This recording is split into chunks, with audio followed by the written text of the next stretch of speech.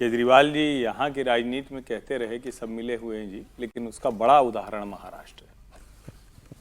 इतने मिले हुए रहते हैं कि शरद पवार शिंदे जी का सम्मान कर देते हैं, उधर कोई नाराज जाता है।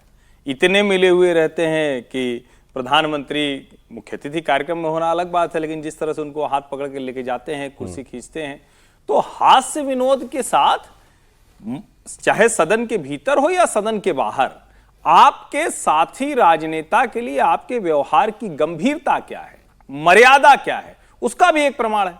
ये जो तीनों नेता हैं, इन तीनों को अपनी अपनी स्थिति पता है। अजीत पवार जहां खड़े हैं, बहुत घुटे हुए नेता हैं। एक समय में अजीत पवार से तो सबसे ज्यादा किसको लड़ना था? हाँ, एक घुटे हुए नेता कौन से होते हैं? घुटे हुए मतलब जो घाट घाट का पानी पिया है, जिसको हर तरह के द्वंद्व ऊपर नीचे सब झेला हुआ है, अच्छा बुरा सब देखा हुआ है। सबसे ज्यादा देवेंद्र फडणवीस ही थे। आज सोचिए उनके बगल में बैठ के हंस रहे हैं, जो चक्की पीसिंग वाले थे।